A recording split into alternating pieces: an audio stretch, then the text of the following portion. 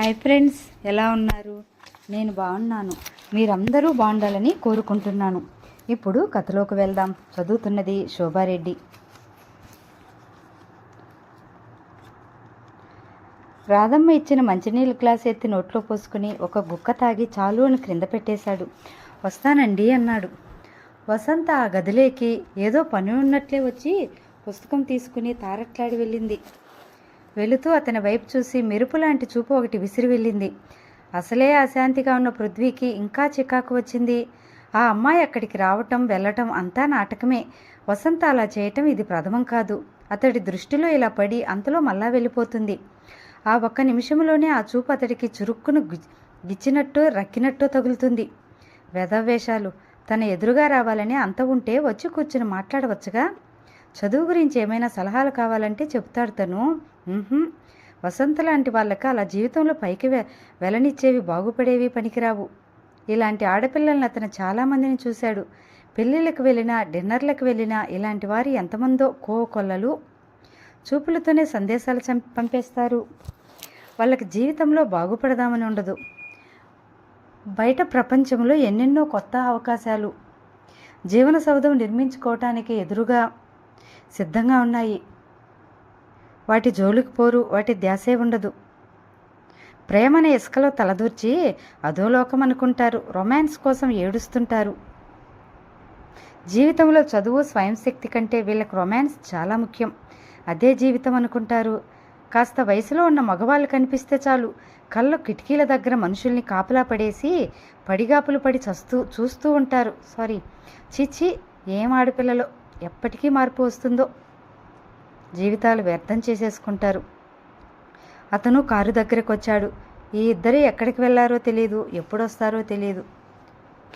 నిశాంత జ్యోతి వాళ్ళ స్నేహం చూస్తుంటే అతనికి మనసులో ఈర్ష్య బగ్గుమంటుంది. తనను దూరంగా ఉంచారు ఇద్దరు. అతను అది భరించలేకపోతున్నాడు. జ్యోతి నిశాంతను పరిచయం చేసినప్పుడు పృథ్వీ అంతగా పట్టించుకోలేదు. ఈ అమ్మాయి అతనికి ఇంతవరకు ఎదురైన 100 మంది ఆడపిల్లల్లో ఒకరు అనుకున్నాడు. కానీ జ్యోతి తనకు తెలియకుండానే నిశాంత చేయి పట్టుకుని తన చేయి పట్టుకుని నిశాంత దగ్గరకు తీసుకొచ్చినట్లుగా అయింది. ఎంతమంది ఆడపిల్లలకు అతను చదువు కోసమో ఉద్యోగపరంగానో ఇంతవరకు ఎన్నో రకాలుగా సాయం చేశాడు. కానీ నిశాంత వారందరిలో ఒక అమ్మాయిగా కలిసిపోలేదు. అతన్ని మెల్లగా తన ప్రత్యేకతను గుర్తించేలా చేసింది. అది ఎలా జరిగిందో పృథ్వీకి ఎంత ఆలోచించినా అర్థం కావట్లేదు. ఆ ప్రత్యేకత ఏమిటి? నిశాంత అందమా? అదేం కాదు. ఆమెలో అందం కంటే ఏదో చెప్పలేని ఆకర్షణ ఉంది. ముఖ్యంగా కళ్ళు. ఆమె పెదవులు విడివడకపోయినా ఆ విశాల నయనాలు ఎన్నో చెప్తాయి. ముఖ్యంగా ఆమె మనసులో ఎదుటివారి పట్ల తిరస్కారాన్ని, ఈ ప్రపంచంలో ఎవరితోనూ తనకి ఎలాంటి అవసరం లేదు అనే నిర్లిప్తత కళ్ళల్లో ఉంది. ఆ కుసుమ కోమలంగా ఉన్న ముఖం ఒక్క నిమిషం చూపులు మరల్చుకోలేనట్లు చేస్తుంది. కోలగా నాజూకుగా ఉన్న ఆ ముఖం హృదయ మందిరంలో వెలిగే ఆత్మజ్యోతి దర్శనంలా ఉంటుంది. పృథ్వీకి తనకే తెలియటం లేదు. నిశాంతను తలుచుకుంటే అతనికి లోలోన ఆంతర్య పొరల్లో తాను అతి నిర్దాక్షిణ్యంగా కట్టిపడేసిన భయం కట్టు విప్పుకున్నట్టుగా ఉంటుంది. ఎందుకంటే ఇంతవరకు ఏ ఆడపిల్ల తనకి ఇలా మాటిమాటికి గుర్తు రావడం జరగలేదు. ఫైల్స్ చూస్తున్నా, కంప్యూటర్స్తో పని చేస్తున్నా అతన్ని నిమిషం నిశాంత జ్ఞాపకం వెన్ను తట్టినట్టే జ్ఞప్తికి వస్తోంది. అతన్ని ఒక్క నిమిషం పరధ్యానంగా చేసి ఏనాడూ లేని అతడి పనిలో తప్పులు తెప్పిస్తోంది. అతను కారు డ్రైవ్ చేస్తూ ఆలోచిస్తున్నాడు. ఇది కేవలం తన మనసులో ఒక వ్యామోహమని, 1కి 10 సార్లు ఆమెను చూస్తే తన మనసు విరక్తి చెందుతుందని అనుకున్నాడు. గతంలో 1-2 సార్లు ఇలాగే జరిగేది. సంధ్య పరిచయం, జమున స్నేహం ఆకర్షణలతో మొదలైంది. తను కావాలని 1-2 సార్లు పనున్నా లేకపోయినా వారిని కలిసి గంట గడిపేవాడు.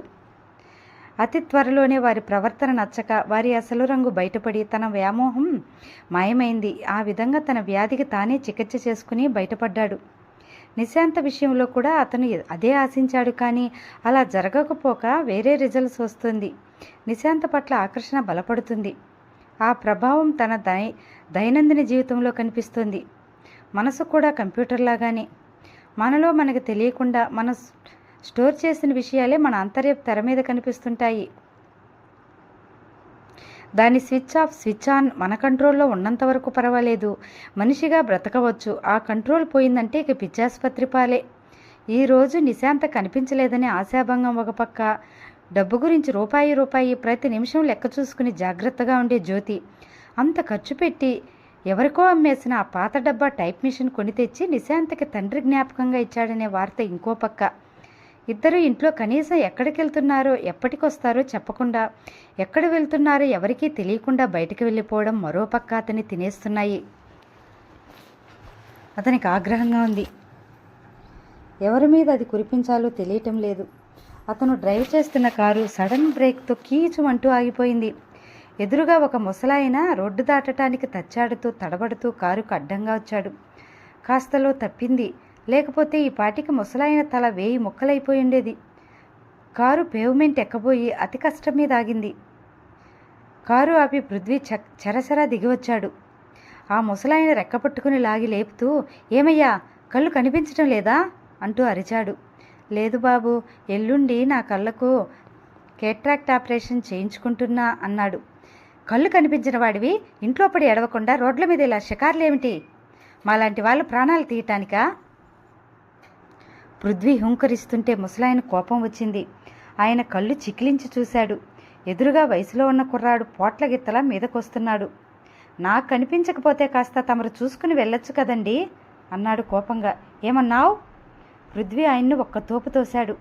బక్కగా గాలేస్తే పడిపోయేట్లున్న ముసలాయన ఆ తోపుకు వెళ్ళి పేవ్మెంట్ మీద పడ్డాడు. బోర్లా పడిన ఆయన ఒక్క నిమిషం ఇక లేవలేదు. పృథ్వీ వచ్చి వెనక నుంచి చొక్కా పుచ్చుకొని లేవదీశాడు. ఆయనకి దెబ్బ తగిలింది, రక్తం వస్తుంది. పృథ్వీ లాక్కు వచ్చి కారులో కూలేశాడు. మీ ఇల్లు ఎక్కడా? కళ్ళు కనిపించిన మిమ్మల్ని అసలు ఈ టైంలో బయటకు ఎందుకు పంపారో కనుక్కొని మీ వాళ్ళ పని చెప్తాను, పదండి. నా కోడలు పంపిందయ్యా, నా కొడుకును వద్దని అంటూనే ఉన్నాడు కొడుకు. ఎవరో తెలిసిన వాళ్ళు వచ్చారు, బిస్కెట్ల పొట్లాన్ని తెమ్మంది. అయ్యయ్యో, అది కాస్త అక్కడే పోయింది, నా కాలి చెప్పు కూడా పోయింది. మా కోడలు చంపేస్తుందిరో నాయనా అంటూ లబోదిబోమన్నాడు. ముసలాయన ఇల్లు దగ్గరలోనే ఉంది. పృథ్వీ కారు ఆపి ముసలాయన్ని లాగి చేయి పట్టి తోస్తూ ఇంటిలోకి తీసుకొచ్చాడు. ఒరే రమణ, అయిపోయిందిరా నా పని, నేను చచ్చిపోయానురా. ముసలాయన పెద్దగా అరుస్తూ ఏడుస్తున్నాడు. ఏమిటి నాన్న? ఆ అరుపులకు ఒక అతను లైట్ వేసి బయటకొచ్చాడు. ఈయనేమవుతారు మీకు? పృథ్వీ కొట్టినట్టే అన్నాడు. ఎందుకు? మా నాన్న. అయ్యయ్యో, ఆ రక్తం ఏమిటి? రమణ కంగారు పడ్డాడు. ఇదిగో సుగుణ, ఇలారా అంటూ అరిచాడు. భార్య ఆయన పిల్లలు వచ్చారు. అప్పటికే పృథ్వీ అరుస్తున్నాడు. భార్యాభర్తలిద్దరినీ కలయి చూస్తూ, ఏమండి, మీకేమైనా బుద్ధుందా? మీరు అసలు మనుషులేనా? కళ్ళు మూసుకొని కనిపించిన ఆ ముసలాయన్ను చీకట్ల అలా రోడ్డు మీదకి పంపిస్తారా? ఆ వచ్చిన వాళ్ళకి బిస్కెట్లు పెట్టకపోతే మీ పరువు పోతుందా? ముసలాయన్ని ఇలా రోడ్డు మీద మా చేత యాక్సిడెంట్ చేయించి మా ప్రాణాలు తీసి ఆయన చంపించకపోతే ఈయన నిద్ర మాత్రలు ఇవ్వకపోయారా? ఆగ్రహంతో అరిచేశాడు. ఆవేశంలో నుంచి ఊడిపడిన ఆ అపరిచిత యువకుడి అరుపులకు ఆ భార్యాభర్తలిద్దరూ ఒక్క క్షణం నోటమాట రానట్టు నిశ్చేష్టులయ్యారు. ఏమైంది రమణ? వెనక నుంచి వినిపించింది. నాన్నకు దెబ్బ తగిలింది జ్యోతి అన్నాడు రమణ తెప్పరిల్లుతూ. జ్యోతి బయట నిలబడిన పృథ్వీని చూశాడు. అరే పృథ్వీ, నువ్వా? ఇదేమిటి? జ్యోతి ఆశ్చర్యపోతూ పిల్లల్ని తప్పించుకుని గబగబా బయటకు వచ్చి పృథ్వీ చేయి పట్టుకున్నాడు. అతను కూడా ఆశ్చర్యపోయాడు. ఇదేమిటి, నువ్వు ఇక్కడ ఎందుకున్నావు అన్నాడు. రమణ, ఇతను నా ఫ్రెండ్ పృథ్వీ. జ్యోతి అతనికి పరిచయం చేశాడు. అప్పటికే వారి వెనక గుమ్మంలో నిశాంత వచ్చి నిలబడి ఉంది. అరేరే, అలాగా, రండి లోపలికి అన్నాడు కంగారుగా రమణ. ఒక్క నిమిషం పృథ్వీ కూడా నిరుత్తరుడయ్యాడు. జ్యోతి రమణ తండ్రిని పొదువు పట్టుకుని, అంకుల్, నేను బిస్కెట్స్ వద్దని అన్నానా? మీరే వినలేదు అని మందలిస్తూ లోపలికి తీసుకొచ్చాడు. రండి. రమణ బలవంతం చేస్తే పృథ్వీకి ఇక లోపలికి రాక తప్పలేదు. ఇదేమిటండి, కోడలు పంపిందన్నారుగా అన్నాడు పృథ్వీ. సుగుణ గయ్యమంది. నేనెక్కడ పంపాను? ఏమండి, చూసారా? మొత్తానికి మీ నాన్న బుద్ధి పోనిచ్చుకున్నారు కాదు అంటూ పృథ్వీ వైపు తిరిగి, మీరు ఇంకా బాగా యాక్సిడెంట్ చేసి ఉండాల్సిందండి. అసలు ఇంటికి ఎందుకు తీసుకొచ్చారు? అక్కడే రోడ్డు మీద వదిలేయాల్సింది అంది. వదినా, శాంతం శాంతం, జ్యోతి సర్ది చెప్పాడు. నిశాంత కూర్చున్న పక్క కుర్చీ ఒకటే ఖాళీగా ఉండటంతో జ్యోతి పృథ్వీని అందులో కూర్చోమని బలవంతం చేశాడు. పృథ్వీ తప్పనిసరిగా కూర్చున్నాడు. రమణ భార్య లోపలికి వెళ్ళి అందరికీ కూల్ డ్రింక్స్ తెచ్చింది. తాగుతారా మీరు, లేక కాఫీ అంది. ఇవ్వండి ఇటు, ఐ నీడ్ ఇట్ అంటూ పృథ్వీ తీసుకుని తాగసాగాడు. అతనికి ఒకటి మాత్రం బాగా అర్థమైంది. నిశాంతిని చూడడం, అలా పక్కన కూర్చోవడంతో అతని మనసులో అశాంతి అనే సుడిగాలి మెల్లగా తగ్గిపోయింది. మనసేమిటో హాయిగా ఉంది. జ్యోతి, నేను నీ కోసం ఇంటికి వెళ్ళాను. రాధమ్మ గారు నువ్వు లేవని, ఎక్కడికో వెళ్ళావని చెప్పింది. వెళుతుంటే ఈ తాతగారు నా కారు కింద పడబోయి నన్ను ఇక్కడికి తీసుకొచ్చారు. పృథ్వీ షర్బత్ గ్లాస్ పట్టుకునే దానికి మరో చేయి జోడించి దండం పెడుతూ ముసలాయంతో, తాతగారు క్షమించాలి, నేను కోపంలో ఏదేదో కేకలేశాను. ఐఆమ్ సారీ అన్నాడు. అతను ఆ మాట అన్న తీరు మనస్ఫూర్తిగా అన్నట్లుగానే ఉంది. అయ్యయ్యో, ఏం పర్వాలేదు, మనం అందరం ఫ్రెండ్స్మే కదా అన్నాడు రమణ. జ్యోతి, నువ్వు ఇక్కడ అన్నాడు సందేహంగా పృథ్వీ. నేను ఊరు వెళ్తున్నాను, టికెట్ కోసం రమణకు చెప్దామని వచ్చాను అన్నాడు జేబులో నుంచి కాగితం తీసి ఇస్తూ. పృథ్వీ దాన్ని చూశాడు. ఒక్క నిమిషం జ్యోతి వెళ్ళిపోతాడని తెలియగానే అతని ముఖం కూడా వెలవెలబోయింది. ఉత్తరం తిరిగి ఇస్తూ, నీకు ఈ పిచ్చి ఏమిటో నాకు అర్థం కాదు. హాయిగా ఉండకుండా ఆ కొండల్లోకి అడవుల్లేకపోతానని అంటావు అన్నాడు. అంటూనే క్రీగంట నిశాంతను చూశాడు. జ్యోతి ప్రయాణం ప్రసక్తి రాగానే నిశాంత ముఖం చిన్నబోవటం అతను గమనించాడు.